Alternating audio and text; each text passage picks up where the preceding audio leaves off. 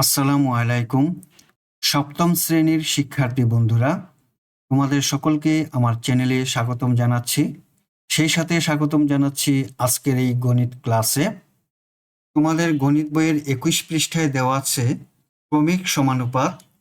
আজ আমরা ক্রমিক সমানুপাত বিষয়ে জানব এবং এই সংক্রান্ত অঙ্কগুলো সমাধান করব। বন্ধুরা, তোমরা যারা আমার চ্যানেলটি সাবস্ক্রাইব করনি তারা সাবস্ক্রাইব করে আমার চ্যানেলের সাথে থেকো। আর যে সকল বন্ধুরা সাবস্ক্রাইব করেছো তোমাদেরকে অনেক অনেক ধন্যবাদ। মনে করি 5 টাকা, 10 টাকা ও 20 টাকা এই তিনটি রাশি দ্বারা 5:10 এবং 10:20 এই দুটি অনুপাত নেওয়া হলো।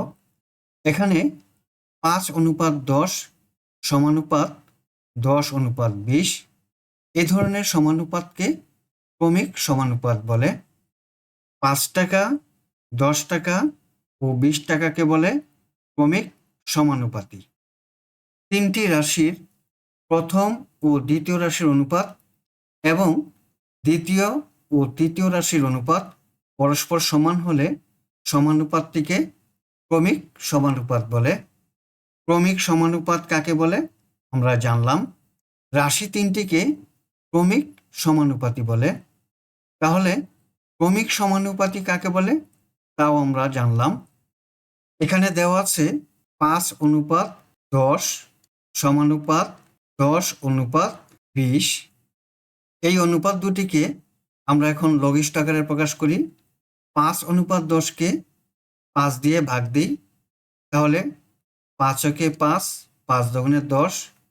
আবার 10:20কে 10 দিয়ে ভাগ দিই, তাহলে 10 একে 10, 10 দুগুণে 20। অনুপাত দুটি হলো এখন 1:2 সমানুপাত 1:2। এখানে প্রথম ও দ্বিতীয় রাশির অনুপাত হলো 1:2 এবং দ্বিতীয় ও তৃতীয় রাশির অনুপাত হলো 1:2। তাহলে আমরা দেখতে পাচ্ছি যে প্রথম ও দ্বিতীয় রাশির অনুপাত এবং দ্বিতীয় ও তৃতীয় রাশির অনুপাত পরস্পর সমান। ক অনুপাত খ সমানুপাত খ অনুপাত গ। সমানুপাতটির তিনটি রাশি ক, খ, গ ক্রমিক সমানুপাতি হলে আমরা লিখতে পারি ক ভাগ খ সমান খ ভাগ গ। এখন লিখতে পারি ক গুণন গ, আর খ এবং খ গুণ করলে হয় খ বর্গ। ক হলো প্রথম রাশি, গ হলো তৃতীয় রাশি এবং খ বর্গ হলো তৃতীয় রাশি। অর্থাৎ প্রথম ও তৃতীয় রাশির গুণফল তৃতীয় রাশির বর্গের সমান। এখানে দ্বিতীয় রাশিকে প্রথম ও তৃতীয় রাশির মধ্য সমানুপাতি বা মধ্য রাশি বলে। খ হলো ক ও গ অর্থাৎ প্রথম ও তৃতীয় রাশির মধ্য সমানুপাতি বা মধ্য রাশি। ক্রমিক সমানুপাতের তিনটি রাশি সমজাতীয়। উদাহরণ 4, একটি ক্রমিক সমানুপাতের প্রথম ও তৃতীয় রাশি যথাক্রমে 4 ও 16 হলে মধ্য সমানুপাতি ও ক্রমিক সমানুপাত নির্ণয় করো। আমরা জানি প্রথম রাশি গুণন তৃতীয় রাশি সমান তৃতীয় রাশির বর্গ। আমরা একটু আগে দেখেছি ক হলো প্রথম রাশি, গ হলো তৃতীয় রাশি এবং খ বর্গ হলো তৃতীয় রাশি। সেই অনুযায়ী আমরা লিখলাম প্রথম রাশি গুণন তৃতীয় রাশি সমান তৃতীয় রাশি বর্গ। সুতরাং প্রথম রাশি সমান 4 লিখলাম, তৃতীয় রাশি সমান 16 লিখলাম, আর দ্বিতীয় রাশি বর্গ হলো মধ্য রাশি। মধ্য রাশিকে মধ্য সমানুপাতিও বলা হয়। এখন মধ্য রাশির মান নির্ণয় করব। তাহলে মধ্য রাশি বর্গ লিখলাম সমান 4 16 64। সুতরাং মধ্য রাশি সমান মধ্য রাশির উপর যে বর্গ দেওয়া আছে এই বর্গটি অপর পাশে 64-র উপর রুট হিসাবে চলে যাবে। এখন আমরা 64-কে লিখতে পারি 8 স্কোয়ার, অর্থাৎ 8-এর উপর বর্গ। এখন এই রুট আর এই 2 কাটা যাবে, তাহলে থাকবে 8। সুতরাং মধ্যরাশি সমান 8। এখন বাকি আছে ক্রমিক সমানুপাত। ক্রমিক সমানুপাত হবে 4:8 সমানুপাত 8:16। অতএব নির্ণয় ক্রমিক সমানুপাত হলো 4:8 সমানুপাত 8:16 এবং নির্ণয় মধ্য সমানুপাতি 8। এখন পরবর্তী পৃষ্ঠায় যাই। এখন আছি 22 পৃষ্ঠায়। উদাহরণ 5, 5টি খাতার দাম 200 টাকা হলে 60টি খাতার দাম কত? সমাধান করি। এখানে খাতার সংখ্যা বাড়লে দামও বাড়বে। 5টি খাতার দাম যদি 200 টাকা হয়, তাহলে 60টি খাতার দাম অবশ্যই বাড়বে, অর্থাৎ 200 যোগ আর টাকা যোগ হবে। অনুপাত নির্ণয়ে সবসময় একই রকম বিষয়ের সাথে অনুপাত হয়।